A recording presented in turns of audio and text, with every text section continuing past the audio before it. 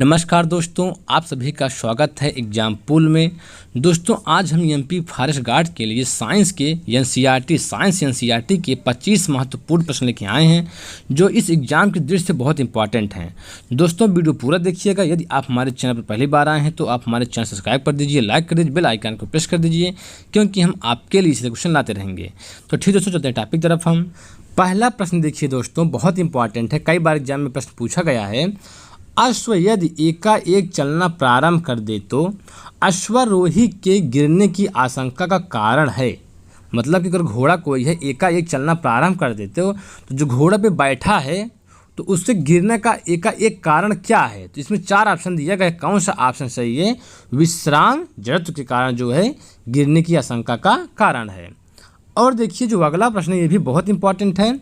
चलती हुई बस जब अचानक ब्रेक लगाती है तो उसमें बैठे हुए यात्री आगे की दिशा में गिरते हैं। इसको किसके द्वारा समझाया जा सकता है। तो किसके द्वारा समझाया जा सकता है। न्यूटन का पहला नियम के द्वारा समझाया जा सकता है। ऑप्शन बी सही है। और देखिए जो अगला प्रश्न है, कई बार एग्जाम में ऐसे प्रश्न पूछे जा रहे हैं।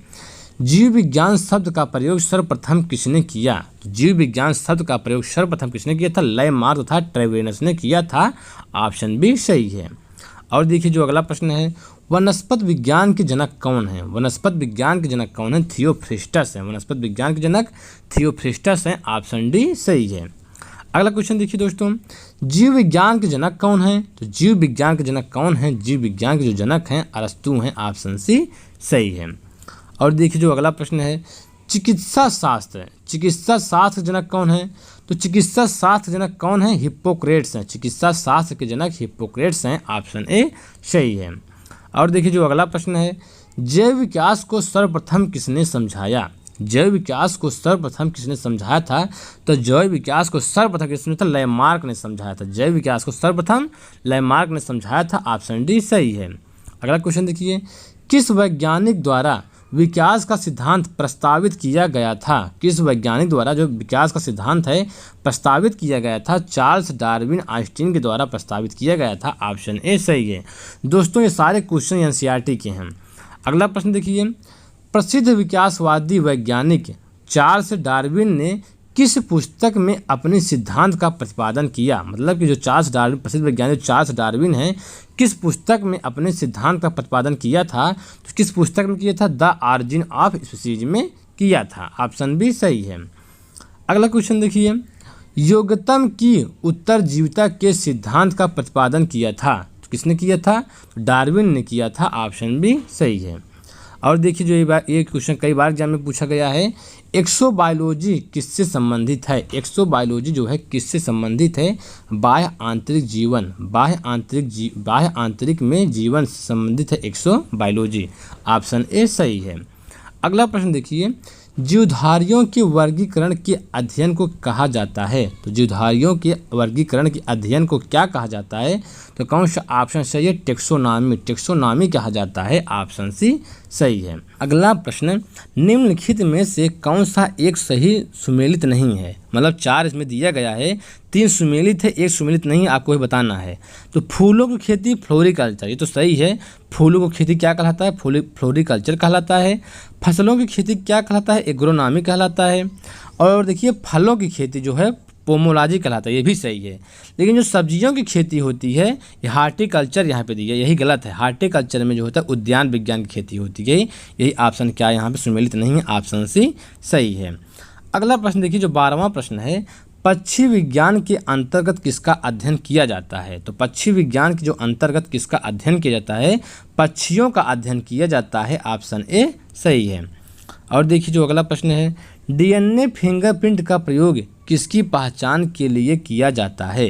तो डीएनए जो फिंगरप्रिंट है इसका प्रयोग किसकी पहचान के लिए किया जाता है। तो माता पिता, बलात्कारी, चोर, इन सभी के लिए जो है उपयुक्त सभी इन सभी के लिए जो है डीएनए फिंगरप्रिंट का प्रयोग किया जाता है।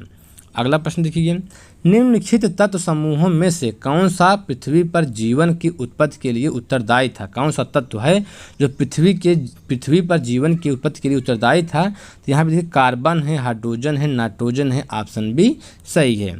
और देखिए दोस्तों जो अगला प्रश्न है, डार्विन के विकास के सिद्धांत के अनुसार जिराफ की लंबी गर्दन, जिराफ की जो लंबी गर्दन है डार्विन के अनुसार पीढ़ी दर पीढ़ी ऊंचे पेड़ों पर पत्तों तक पहुंचने के सतत प्रयास से कारण बनी।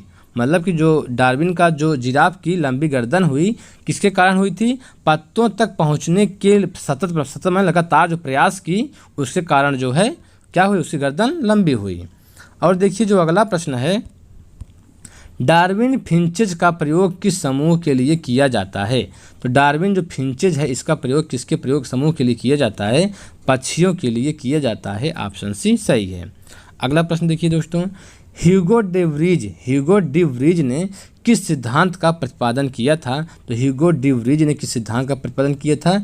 उत्परिवर्तन का सिद्धांत, म्यूटेशन। तो उत्परिवर्तन का सिद्धांत का जो है प्रतिपादन किसने किया था? ह्यूगो डी व्रीज ने किया था। बहुत बार एग्जाम में पूछा गया है यह प्रश्न। अगला प्रश्न, प्रक्षेप गति पर वलयाकार में दीर्घतम परास प्राप्त करने के लिए लंबी कूद वाले खिलाड़ियों को किस कोण पर कूदना चाहिए? तो दीर्घतम माने अधिकतम दूरी प्राप्त करने के लिए खिलाड़ी को किस कोण पर कूदना चाहिए? 45 अंश के कोण पर कूदना चाहिए। तो ठीक है दोस्तों, इस तरह हमारा वीडियो कंप्लीट हुआ। यदि आप हमारे चैनल पर पहली बार आए हैं तो आप हमारे चैनल सब्सक्राइब कर दीजिए, लाइक कर दीजिए, बेल आइकन को प्रेस कर दीजिए, क्योंकि हम आपके लिए इसी तरह अच्छे क्वेश्चन लाते रहेंगे। तो ठीक दोस्तों, इस वीडियो में इतना ही।